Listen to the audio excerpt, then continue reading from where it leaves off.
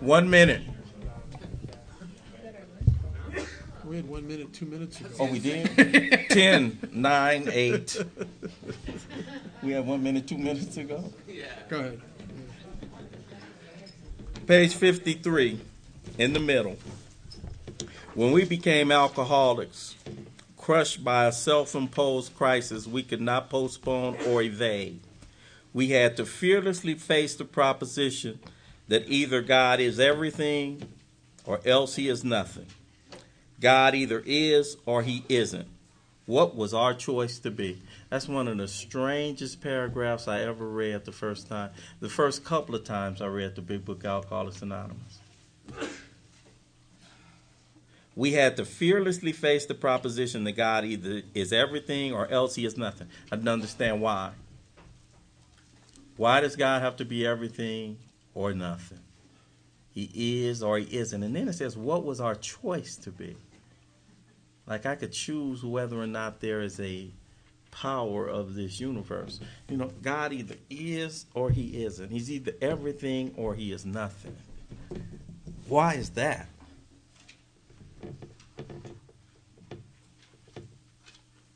It's not rhetorical. Somebody can help me if you want to. I'm kind of an interactive guy, so if you want to say something, then help me. I'm still open to learning something. God he's either everything or he's nothing. Why is that? Yes. You can't believe halfway? Oh, you can. I can believe no way. Don't tell me what I can't do now. I cannot believe. I came in not believing. Can't believe halfway. I think it's interesting how that is a pretty big, that's an absolute. Either you believe or you do not believe. Either you believe it. It says that all I need is a little tiny bit of willingness. So what's that all about? What is that all about? Seems to be a contradiction. It says in absolute, either you believe or you don't believe, but then it says all I need is a little bit of willingness. What is that all about? That's to get started. But God is everything or he is nothing. Let's consider that going backwards. Let's work backwards from that one. He's either everything or he's nothing. What if he's not everything? Who's not everything? What if he can help me pay my bills? What if he can take the bottle out of my mouth? And what if he can do that, but he can't do the relationships? He can't help me with my emotional. What if he can only do some things? Then he's not infinite. Who can do some things for me? My sponsor. People. If he's less than everything, he's a person. Definition of God. The definition of God. Every limitless. No, if he's less than everything, he's a person. Who's less than everything? Me. Me. I can make you smile sometime. I can pay a bill for you, but I can't make you self-sufficient. I can't give you the power to go out and do work. I can't breathe the breath of life in you. I can't give you the power to make it through this world. I can't do a lot of stuff. There's lots of stuff that I'm limited in. God is either everything or he's nothing. Definition of God. No limits. By definition. And I said, oh, okay. So if I think, and that's why it says, what was my choice to be? Because if my choice is he ain't everything, I ain't got him. I don't have him. And it ain't so much that God is not there. It's if I don't choose to access him. God loved me so much, he won't impose his will on mine. Allow me to do whatever it is I want to do. Gives me free will. God is either everything or he is nothing. What was my choice to be? That was such an interesting concept for me. And so when I look at that, he either is or he isn't. You know. And you did get at it and just know half pregnant. Pregnant or you not. You know. He is or he's not. Definition of God. No half measure, no half power. No piece of power. If he's a piece of power, he's a person. I have a lot of things that I work. So I got to that and I was like, wow, that's an interesting concept. You know, either is or he isn't, you know. First thing my sponsor ever said to me, 2 things you need to know about God. Somebody brought it up. He is and he ain't you. And this chapter expounds on that quite a bit. Where do I find this power and how do I access this power? Because Bob does a lot of talking and it's about looking everywhere, trying S, chanting, Buddhist, Namyo Renge Kyo, various religions, sampling and going and the rest. And it says, actually, we were fooling ourselves on page 55 in the middle. For deep down in every man, woman, and child is the fundamental idea of God. Deep down in every man, woman is the fundamental idea, not a well-formed idea, not a well-formed concept, which is what we're talking about today. It's the fundamental idea that there is something else that I'm connected to that's other than myself. It's bigger than myself, fundamentally. It's the kind of cry that comes when you don't even think about God. God ain't a working part of your consciousness. God is not a working part of your life. And when I'm sitting up in the jailhouse or when the lights are flashing on me or something involuntarily, it's that kind of God help me. It's that kind of involuntary, I don't even know myself that I have this idea. Sometimes driving along and I'm just pressed with the world on me, whether I'm sober or before I got sober. Just this idea, God, man. Do something, just this idea of something outside of me. Just this idea of being at the beach and feeling something that's not for a person, something. Seeing the ocean and feeling something. Seeing a sunset and being awed and feeling. It's not definable because I don't say the G word yet, and I'm not really into that, but it's something that I'm awed about. And sometimes I do say it. Sometimes I do believe it. I've grown up with that belief, not a well-formed conception. Deep down in every man, woman, and child is the fundamental idea of God. It may be obscured by calamity, by pomp, by worship of other things, but in some form or other it is there. And that's what it is that we do. That's what it is that we do. Almost everybody, because 12 steps, that's not what's going to have me sober. Almost every single one of us come to the process. I bring myself to the process of recovery already sober. Nobody starts taking the steps still drunk. What you trying to say, Ralph? So what has it that's got me sober enough to get me to these steps, that get me in touch with this power? These 12 steps, spiritual in nature, that can expel the obsession. God's grace. God's grace. And this idea God is covered up. Sometimes I do a visual, and I kind of think about inside of me. Depends on you. Calamity, pomp, worship of other things. All the negative things that have happened in my life. I look at things, when I say calamity, they don't even have to be calamities that happen to me. I look at calamities in the world and I say it can be no God. Babies born the way they're born, wars, and you look at TV, and just the things in my own family. I had a niece that died when she was 2 years old. I had, my son is like this. I had 2 nephews shot in drive-by shooting, and a calamity, pomp. Kind of guy I am. I'm interested in big things, and I'm interested in having things, and I'm interested in impressing. So I go out and I seek others, and so that's the kind of way I live. I live big, and my God is stuff and acquiring stuff, so it's covered up by that. Who I puffed up and who I think I am. Worship of other things, money, property, prestige, women, my idea, so worship others. So you start piling on. You think about a big earthquake somewhere and you see all the rubble inside of me.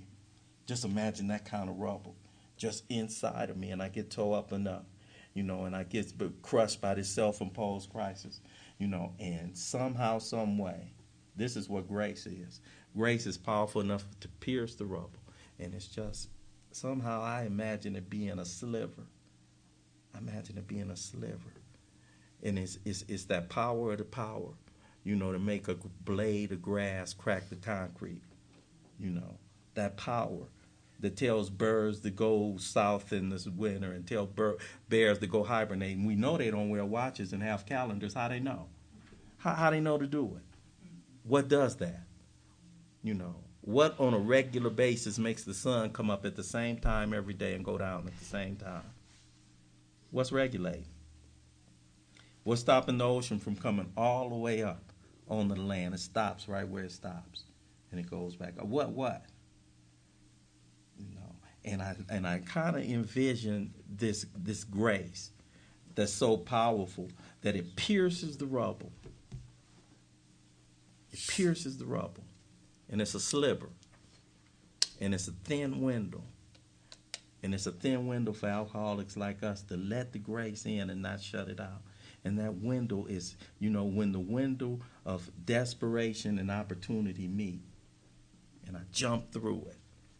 Because if I don't jump through in that little time, like when I went to get my son, desperation meets opportunity. He desperate, I'm there. But he didn't stay desperate long enough, and he wasn't desperate enough, and he didn't jump through the window. I remember when I jumped through the window, October 11th night, because if I'd have waited till October the 12th, what happens with a guy like me is things change in my mind, and I start thinking to myself, yeah, when he had that pistol in your mouth, he wasn't really going to pull the trigger. He was just playing. You know, I replayed the scene and I painted different. It wasn't really that bad. You're making a little bit too much of this. You know what I'm saying? And so but I jumped through the window. Grace. And that sliver, I can live on for a time. I can live on for a time. And everybody's time is different. Everybody's time is different. So what we embark on is removing the rubble, clearing away the rubble, so that I can hear the voice. Because the voice is real. At first, you can barely hear it. Barely hear it. Can't hear it at all sometimes. You know, so I embark on this process that we'll be talking about for these next hours. And it's clearing away that rubble. Clearing away what's blocking me from the sunlight. All the sunlight. Not just a sliver. From blocking me from the sunlight of God's grace. Grace sufficient to meet the need. Grace sufficient to recover from alcoholism. And so I embark on the journey of stepping in the sunlight. God is there and grace is shining. I'm just blocked. I'm blocked. Grace is grace. It don't stop. You know, I want a clear channel. You know, the receiver is what's blocked. The sender is sending all the time. The sender is sending all the time. That's what God does. Don't have no choice. God's love, that's it, that's all.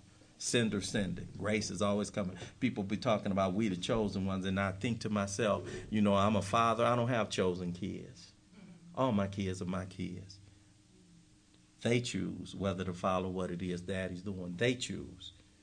We're the ones who chose. We're the ones who chose to clear the rubble. We're the ones who chose to answer the call. We're the ones who chose to be desperate enough and stay desperate enough long enough to do what it takes to stand in the sunlight.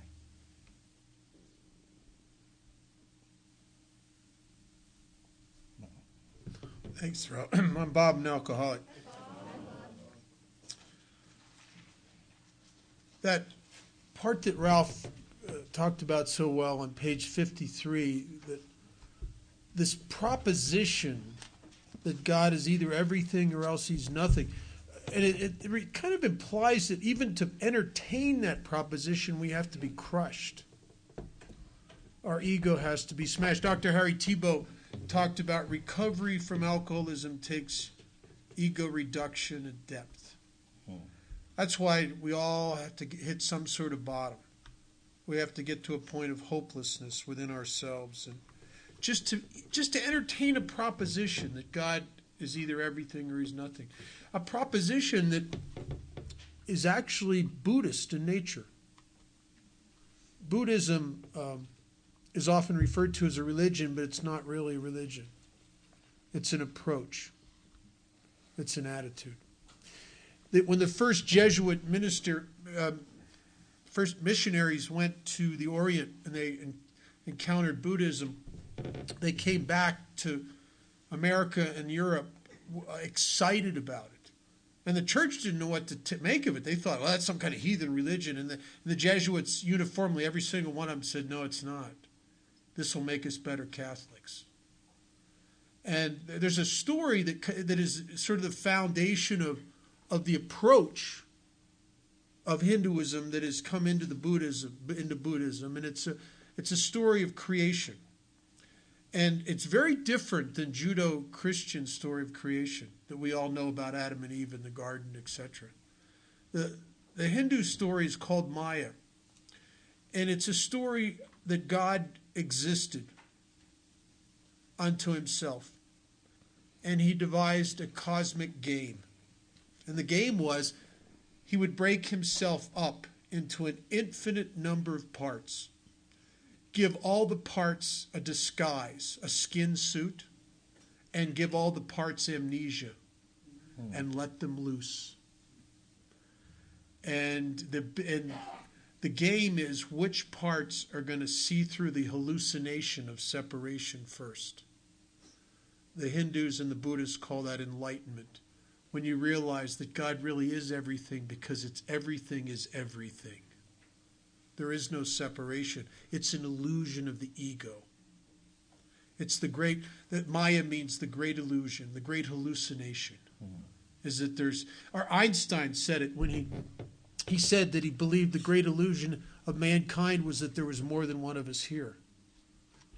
See, God is really everything. Or he is nothing. And when he's nothing, we live in a state of desolation and disconnectedness and loneliness. That Carl Jung was right when he said that our thirst for alcohol was really a thirst for unity, a thirst to return to that from which I came, a thirst to reconnect, a thirst of a homecoming, a thirst to be once again part of the everything rather than separate and alone and part of the nothing. That the nothing is the hallucination. That I am you. And those of us that are sober a long time in Alcoholics Anonymous, almost, if you're active in AA and you're active in the steps and you're sponsoring people, you can't avoid the experience of realizing the oneness. You listen to enough fifth steps. It's the same person. Over and over and over. It's the same person. I haven't heard anything new in a fifth step in 29, 30 years. I'm always hopeful. I'd like to hear something new and exciting. And Jeff wants to do a little step work this weekend. I'm hoping he'll come up with something, creative, vibrating lawn rake, chunky peanut butter, Visqueen, oil, something interesting. But it's never like that. It's never anything great. It's always the same lost, desolate, nothing, inadequate, scared person frantically trying to connect to something to fill their own vacancies and stepping on the toes of everyone around them in the process. It's always the same story. Never changes. It never changes. We live as if God was nothing and we were everything, when really it's the other way around. We are nothing. God is everything.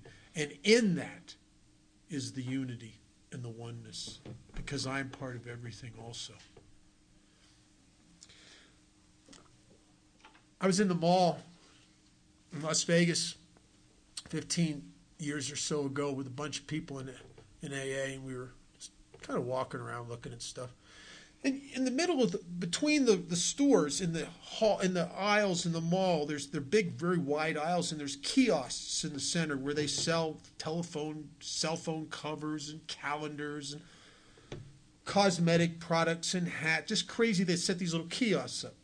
Well, we're coming through the mall, and one of the people that's with me gets all excited. There's this kiosk with these pictures framed, most of them, of what to me look like blobs of color. They're nothing, like Rorschach paintings or something. Very weird, and they're holograms, right? And I'm looking at these pictures, and these people are excited about it.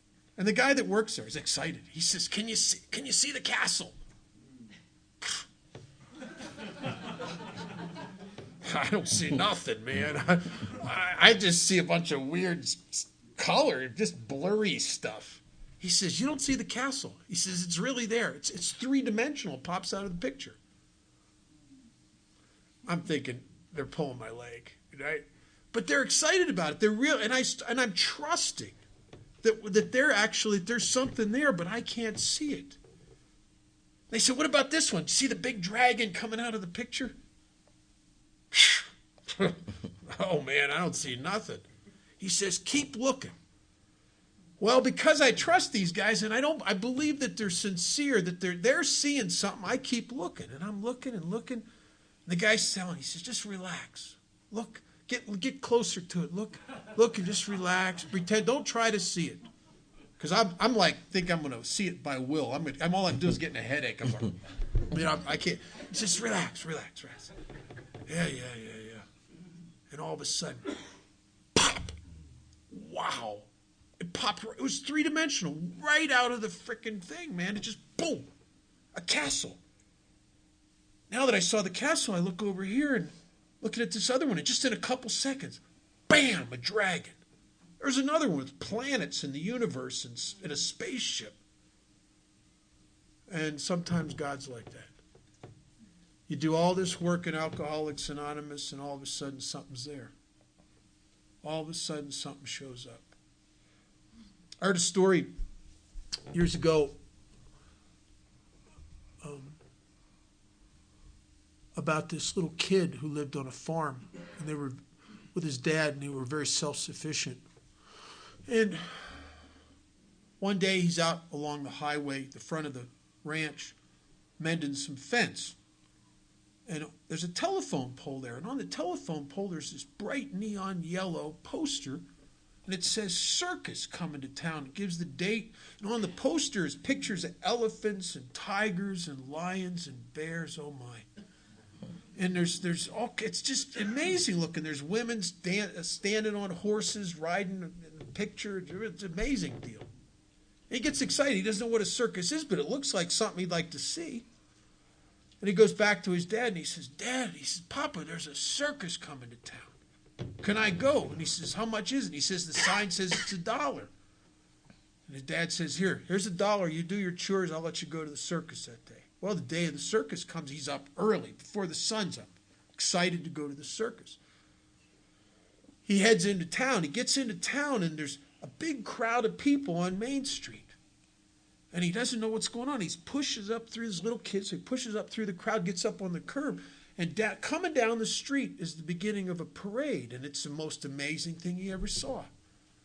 There's elephants leading the parade with clowns sitting on their backs. There's wagons with giraffes' heads sticking out of them, with giraffes in the wagons. There's wagons with bars on the sides of them with lions and tigers, and it's the most amazing. There's more clowns. There's horses with these girls with all these fancy sequenced and feathered outfits standing bareback on the top of the horses. The very end of the parade, there's this one little clown. He's the last, dancing down behind everything else, and the little kid's got the silver dollar. He holds it up to the clown because he doesn't know what to do with the silver dollar. He's supposed to pay $1, so the clown tips his hat. He throws the silver dollar.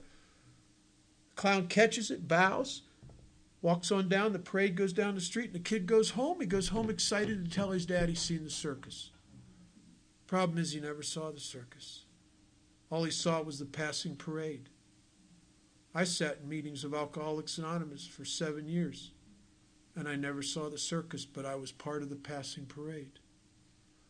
I didn't know there was more here.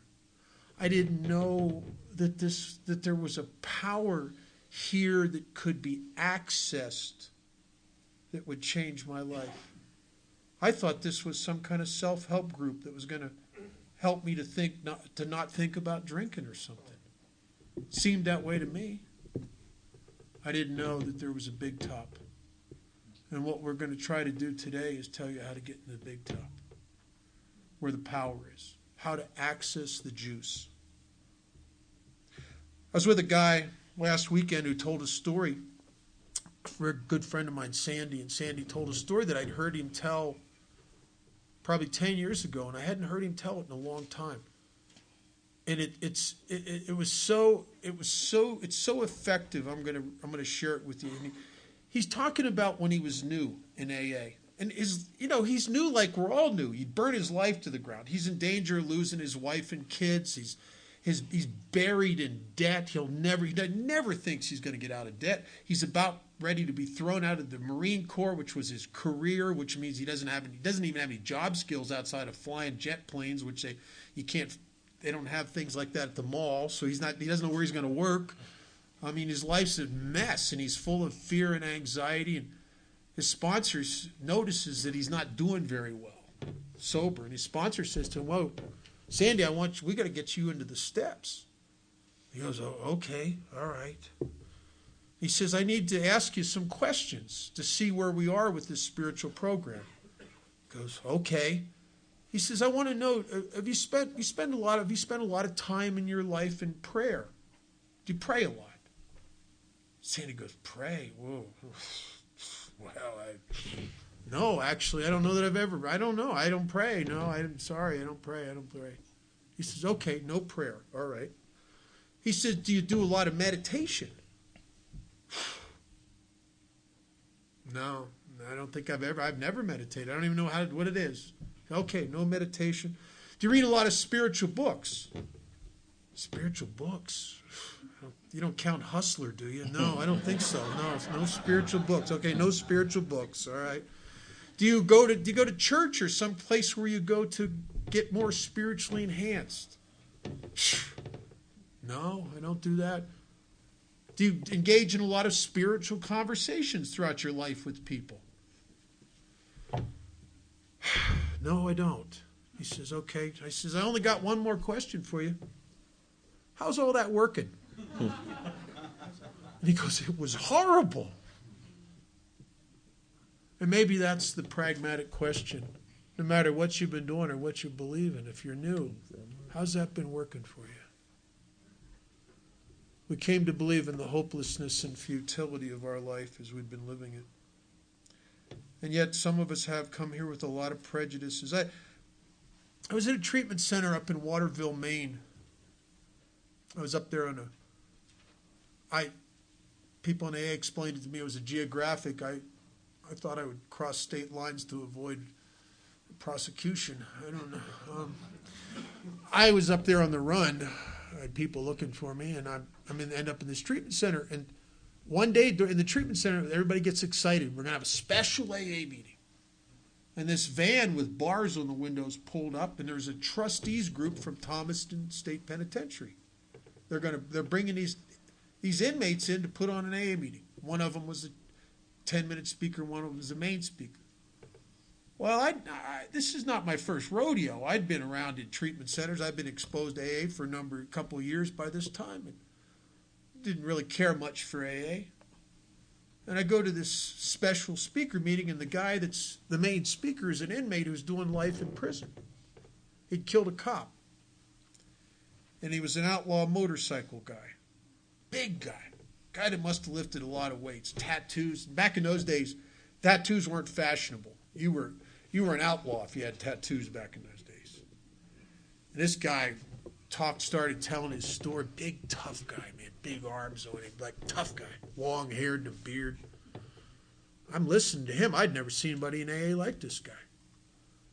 And he's talking about carrying a shotgun and pistol whipping people and running with this gang and shooting this cop and on this stuff, man. And he's a tough guy. I started connecting with this guy.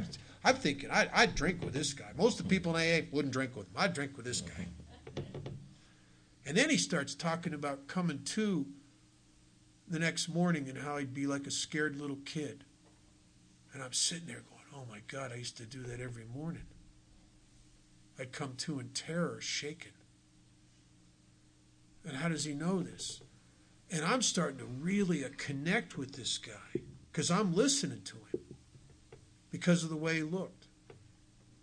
And then he says he ended up in prison getting this life sentence, and he ended up going to the AA group there. And in Alcoholics Anonymous, he found God. And the minute he started talking about God, it was like a steel door closed in my head. I remember sitting there, and when he's talking about finding God, I remember sitting there thinking to myself, oh, what have they done to him? Oh, you poor son of a bitch. Oh, my God. Oh, not him. Not this guy. Oh, I just lost respect for him. He'd become a sunbeam for Jesus. Oh, no. Oh, no. I remember thinking, oh, God, I'd rather die than be that way. And I almost did. And I almost did. Believing in God doesn't make sense. You know, if Alcoholics Anonymous, if there was to be a debating society, and they had this big debate, and the winner of the debate won $1 million in cash, and one side of the debate was to debate that Alcoholics Anonymous works and had to debate it logically, and the other side was to debate it doesn't work. I think for $1 million, I think I'd rather be on the side that proves that it doesn't work, because it's a more logical argument. I mean, we're hopeless people, beyond human aid. Psychiatry can't help us. Medications don't really do much for us. Church hasn't had much help. Family has wrung their hands trying to help us. We have tried with everything in us. And a room with carpenters and plumbers and retail clerks and a couple ex-prostitutes is going to help a guy like that when all the professionals can't? Doesn't make any sense. That God's going to help the guy? Yeah. Doesn't make sense. Except that we're here. My friend Charlie years ago told a story about a bumblebee. He said, if you've ever seen a bumblebee, they don't look like they can fly. If you read a book on aerodynamics, you'd probably come to the conclusion that a bumblebee with this little tiny fat stubby body, tiny little wings, probably can't fly. It's aerodynamically unfit for flight.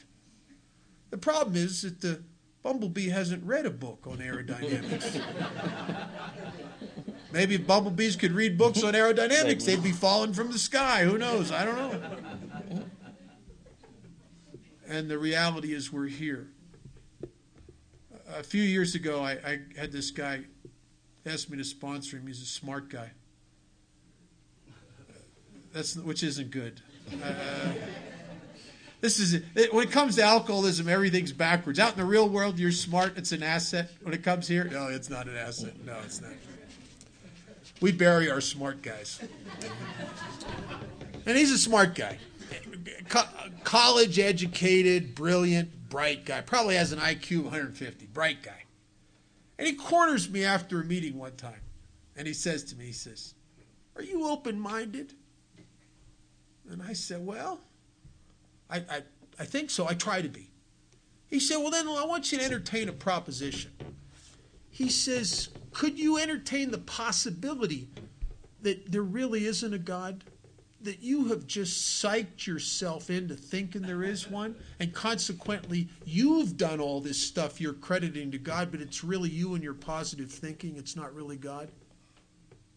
Could you believe that it's an illusion? That you've recreated your own life, it hasn't been God? And I had never anybody present anything like that to me before. Kind of took me back. I thought, phew.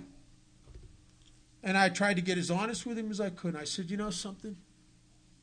Objectively, you could be right. Maybe at the end of the trail, I'll die and I'll find out that it was all an illusion. There wasn't really God. But I'll tell you something. I'm going to go see that real nice car out there in that parking lot. I'm going to go get my car. And I'm going to let you get in the passenger side, and I'm going to give you a ride back to the Salvation Army. And then I'm going to go up to my house on the hill that I own, and I'm going to go and watch my TV and go to bed and be grateful for the illusion. And I'd rather have the illusion than go back into that abandoned building and trying to get up enough courage to kill myself. I'd rather have the illusion. And I don't care what it is. It's good. It's good. It's the best life I've ever had. Next month I go over to England. I go over there every June for some AA stuff. A couple years ago I was over there with Chuck, one of the guys I was working with, and we were at a conference, and we were down walking around Hyde Park, and Ralph's been over there several times, and near Buckingham Palace and all that stuff down there. And there's an odd thing down there. The street lights in that part of London are not electric, they're gas. And if you look on the side of the poles, there's a little thing, looks like a little box kind of about this big. And what it actually is, it used to be a door that was a little door that you could open and stick a key in and turn the key and it would turn the gas on. But now technology's in place. They have computerized electric starters and lighters on the gas lamps, and those doors are welded shut and painted over. But you can still see where they were on the side of the posts. And years ago, before the technology was in place, they had a guy whose job it was to go up and down the streets of London with a key, and he'd turn the gas on. He'd reach up with a long pole, and he'd light the street light. And at twilight, you could climb up to the top of the highest building in that part of London and look over the city and try to look down and see where this guy was lighting the lamps. You couldn't see where he was, but you could see where he'd been. And I could sit at 2.5, 3 years sober in Alcoholics Anonymous, and I couldn't see where God was, but my God, could I see where he'd been. I could see where he'd been in my life, and I could see where he'd been especially and more distinctly in the lives of the people I tried to sponsor and help, the guys that came out of the detox after I did and through the Samaritan House after I did. One of the great marvels of Alcoholics Anonymous for those of us that stay in the trenches, and I don't mean going to the home group where all your buddies are, that's fine. But those of us that go into the detoxes and the county jails, and we go to the places where you find the desperate cases, we get to see something that is amazing. We get to see up close and personal the men and women who are beyond human aid. And we get to see something happen to them. We get to see men and women who have had their children taken away from them by the courts and are told at one point they would never see their kids again. We get to see them get their kids back. We get to see crazy stuff, like the guy that was living in the bushes behind the Alano Club. He bought his first home. That's impossible. We see that stuff all the time. The guy who had been in and out of psych hospitals and medicated and told he'd be on medication the rest of his life, and he's free. And he's sponsoring 5 or 6 guys, and the lights are on. He takes nothing, and he's laughing, and he's having the best time of his life. How did that happen? The best psychiatrist on the planet couldn't do that for him. How'd that happen? And I guess we get to see the hand of God in others. And it's easier to see it in others, I think, than it is to see it in ourselves. First of all, to watch God work in your own life is a very hard thing to watch because he's slow, but he's very old. And to try to watch the hand of God in your life is like trying to stand in front of a mirror and watch your hair grow. It doesn't mean it's not growing. It's just like hard to watch. But I could see it more distinctly in you because I don't see it for a week or two, and then I see it 2 weeks later, and it's like a snapshot of the change in 2 weeks. Then I see another 2 weeks, and it's another snapshot. And then you put them all together, and it's like a fast, speeded up movie from the gutter to life. It's an amazing thing to watch. Amazing. Page 55. I want to touch on a couple things that Ralph started to talk about. This I think the middle 2 paragraphs on 55 is really a vision of exactly what I'm going to find is a result of steps 4 through 9. I'm going to find something that I don't even believe exists necessarily, and it's okay if I don't believe that exists. If I just take the actions as if it might exist, let's see what happens. Let's see if the hologram pops for you. Let's see if something happens as a result of. It says, actually, you're fooling ourselves, for deep down in every man, woman, and child is the fundamental idea of God. Well, I remember it being new, listening to, we used to have a guy come to Vegas once or twice a year that would talk, a guy Chuck Chamberlain. I used to listen to Chuck talk about the God within you. The God's in here. I remember watching him after a meeting. Some guy came up to him and said, where can I find God? Chuck poked him in the chest. He says, not lost. He's in there. I used to hear old-timers talk about getting quiet, being alone with themselves, quiet, and listening to the still small voice of God within them. And I'd think, well, that sounds pretty cool. I'd go home to try that. And, oh, my God, I don't run into God. I run into Legion. I mean, it's like, I get quiet. When it gets quiet out here, it gets noisy in here, man. Are you kidding? That's why we suggest for new people, till you work the first 9 steps, don't meditate. And if you're gonna, don't have any sharp objects around. Don't do this without a net. Whew. Because we're blocked. The reason is the book says we're obscured. It's in there. There's a portal to the hard drive of the universe somewhere in my heart. But I can't access it. Because when I go inside me, it's blocked. It's blocked by what? 3 things it's obscured. Calamity. What is it about me that I like calamity? I like excitement. If I'd have come in here this morning, put a bottle of milk over there, put a bottle of vodka over here, everybody in this room had seen that vodka. I'm telling you. It'd been like it had been surrounded in neon. You'd all seen the vodka. Some of you wouldn't have even noticed the milk, but you'd notice the vodka. I had a friend, Jimmy Williams. Jimmy, I love Jimmy. He was such a good guy. He died several years ago. If you ever want to hear a funny speaker, he's hilarious. Jimmy used to say quizzically, he says, I don't know what it is about me. You put 50 pretty girls up there, I'll get the sick one every time. What is it? If I'm attracted to calamity. If I go to an amusement park to this day, and there's one of those roller coasters that makes you want to scream and cry like a little kid, and a merry-go-round, I may not even see the merry-go-round, but from the parking lot, I saw that roller coaster. I like that excitement. I like the edge. Now, I don't like going over the edge. I just like the view from the edge. Right? Later in our book, it says that we're producers of confusion rather than harmony. Harmony, peace, nah. I want calamity and confusion.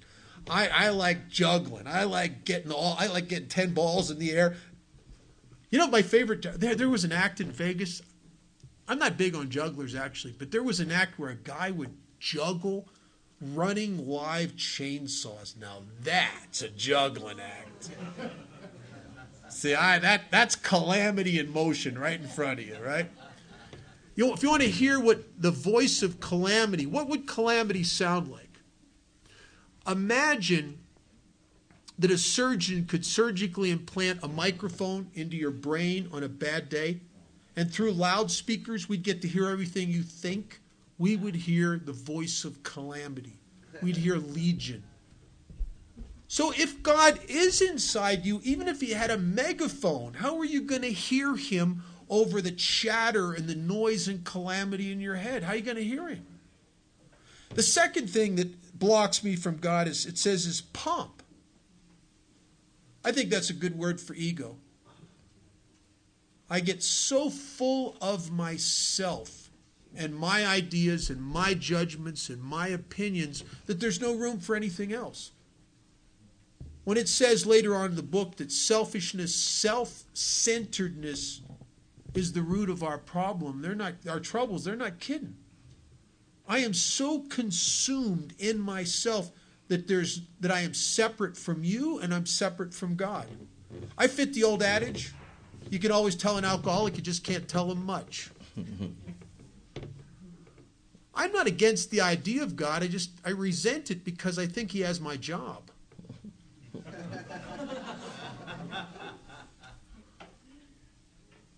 There is one who has all power. That one is Bob. May you find him now. And then the third thing that blocks me from God, from this power within me, was the hardest one for me to see. Worship of other things. If you would have put me on a lie detector when I got sober and said, now that you're sober, Bob, do you worship anything? I would have said, absolutely not, and it would have said I was telling the truth. But I don't even know what that means. And then I'm a year and a half sober. I'm ending my first sober relationship. I got to tell you something. I don't think there's a person on the planet more self-obsessed than an alcoholic ending a relationship.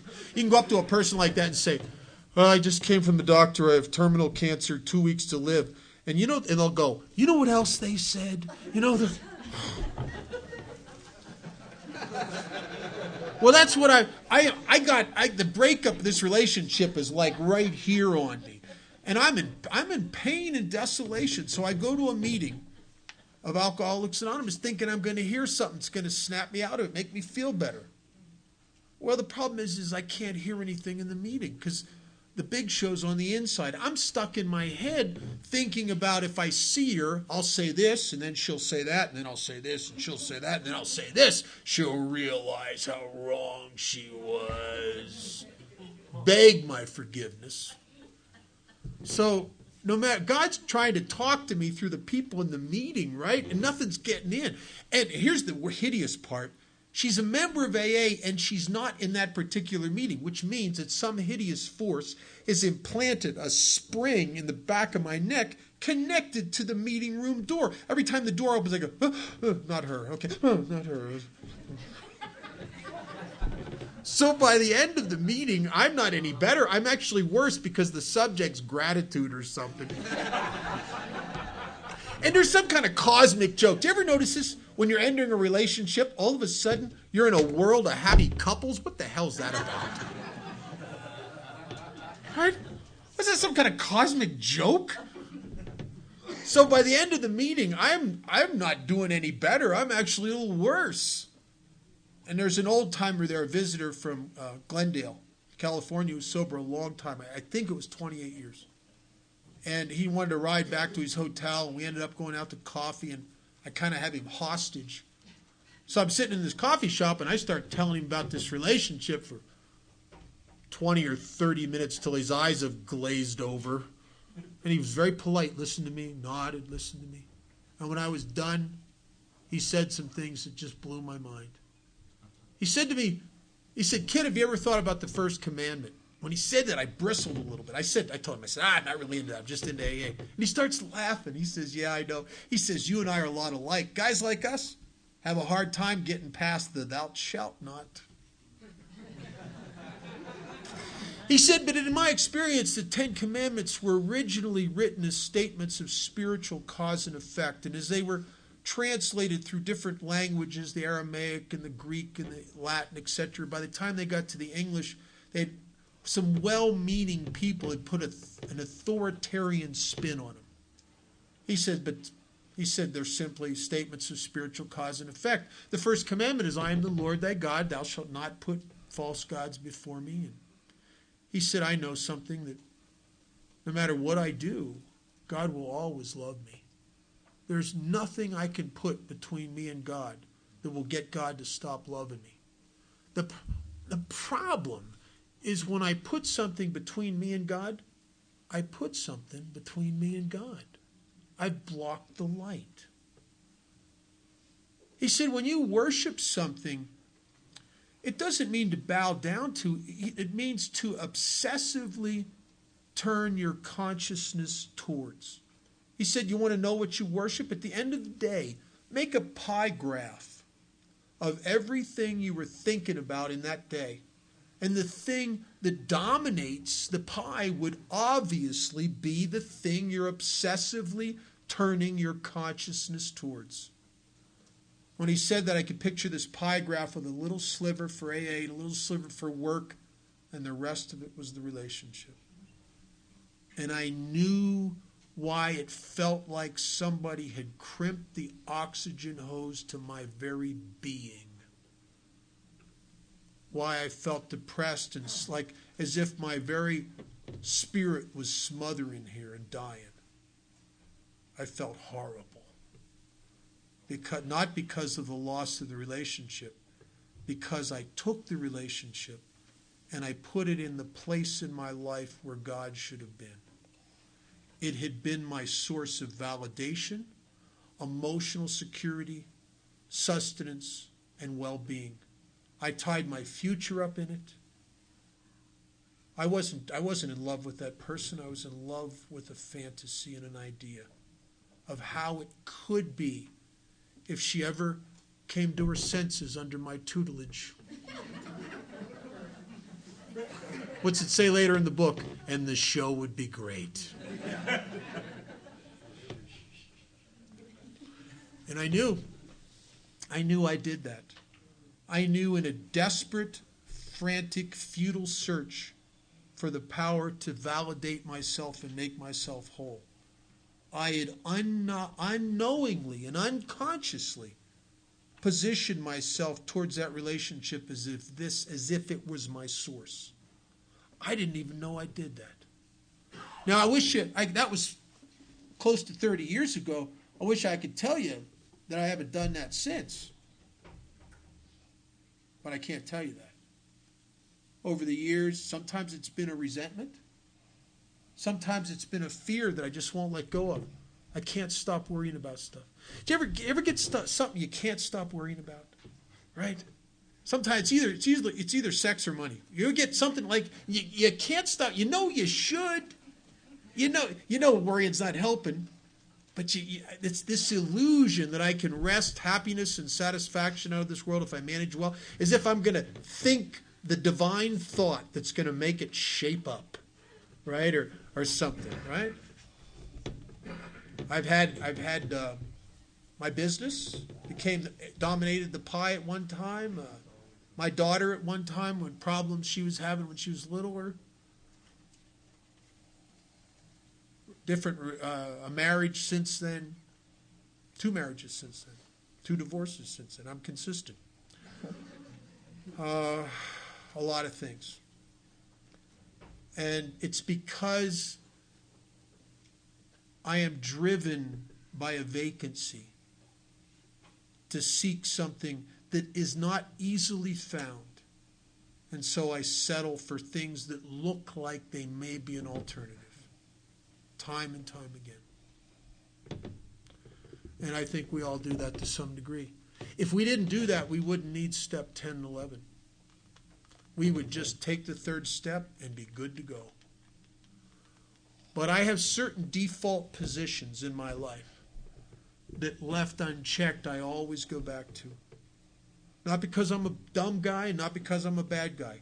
It's just the nature of what it is to have this malady of my spirit called alcoholism. Is that there's this propensity and continual inclination to play God, to try to fix everything so I'll be better. That's why in step 11 it says something very interesting. We must constantly remind ourselves we're no longer running the show. You know why? Because we're constantly trying to. A little further on down the page it says, we finally saw that faith in some kind of God was a part of our makeup, just as much as the feeling we have for a friend. Sometimes we had to search fearlessly, but he was there. He was as much a fact as we were. We found the great reality deep down within us. I love that term for God, the great reality. In chapter 5, they read a line. It's every meeting almost reads it. Most of us don't hear it. It tells you in chapter 5 exactly where you'll find God. Exactly. It says, there is one who has all power, that one is God. May you find him in a place most of us seldom visit. Now.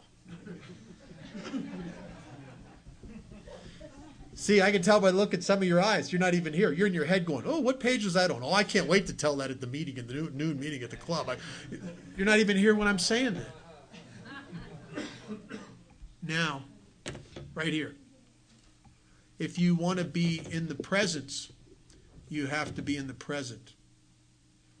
And I'm not easily in the present. I'm a thinker. Self-centered, self-involved people live up here. And we're disconnected from life itself. So consequently, we're disconnected from God. God does not live in my head. God is everything. He lives in life itself. He lives right here. He's right here with you. Some of you that do 12-step work, I know you've had this experience. Not through prayer and meditation, but you're working with a new guy. And all of a sudden you feel something flowing through you, and you feel more connected to God than you ever felt through prayer and meditation. Why is that? Because in the action of the primary purpose of helping another alcoholic, the same thing happened to me that happened to me when I was 18 years old and I drank 3 shots of whiskey. It relieved me of the bondage of self. I came out of here, I became right present with you, and I was free. You ever had this experience of listening to a 5th step and the guy's getting into the real heavy stuff? And you're so present, you can hear him breathing as he's talking. You're so present.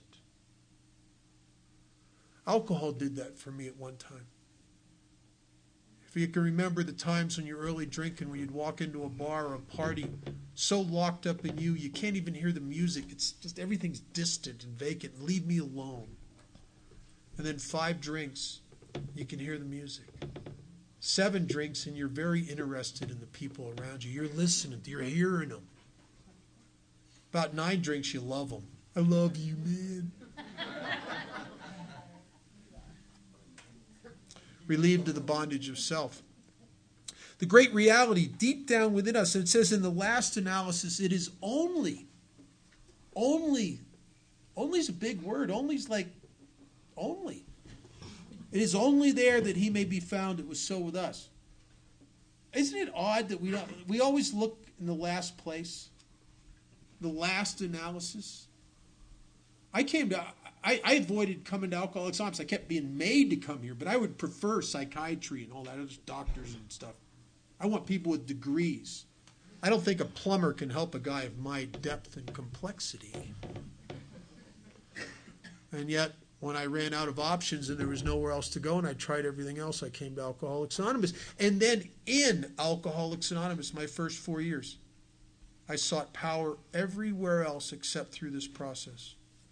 Partly through ignorance, partly through opportunity, partly through a part of me that was still a victim of a delusion that I could wrest happiness and satisfaction out of this world by managing well. I sought power in jobs. My first 4 years of sobriety, I went through 9 jobs in 4 years. That speaks volumes of my spiritual condition. Everywhere I ever worked, looked like a good job going in. I wouldn't be there very long until they were idiots, I'm telling you. Every place. It's either I have a lot of bad luck with jobs or I'm the biggest idiot magnet on the planet. And I was always the guy that was leaving. Problem with relationships. Everything it talks about on page 52. Still restless, irritable. Depressions periodically that I couldn't escape. In one of the jobs I had in those first 4 years, a guy gave me a set of tapes. I was 4 years sober before I worked the steps out of the book. I mean, really worked them the way they were outlined. I did several inventories. I did all the other stuff people around AA at the time were doing, the 12 by 12 and the life stories. But in that first 4 years, I suffered immensely from alcoholism. But I stayed sober through a lot of 12-step work, 15 meetings a week, and a lot of service positions. There was a guy that I worked for who was trying to redeem me as an employee, and he saw something in me he thought was valuable, I guess, and he gave me a set of tapes, not recovery stuff. It was like motivational speaker tapes by a guy named Earl Nightingale, not an AA speaker, just a motivational guy. A set of tapes called Lead the Field. And I'm listening to these tapes, and Earl told a story in there that affected me very much. And he said it was a true story, and it was about this guy in the 1800s in South Africa who had inherited a farm from his father. And it was a nice farm, a very, very successful ranch. And the problem he inherited the farm, the ranch, at a time when there were people striking it rich finding diamonds in South Africa. The diamond boom was starting. And he'd hear these stories of these guys becoming Bill Gates kind of rich overnight. And the more he heard of their abundance and wealth, the more dissatisfied he became with what he had. Now, some of you will relate to that. And finally, couldn't take it anymore. He sold the ranch, took the money from the sale, invested in equipment, went out into the bush, obsessed with finding diamonds. Well, there's several accounts of his story, but the one that Earl told was that he never did strike it rich. He died out in the bush, bitter, broke, and alone.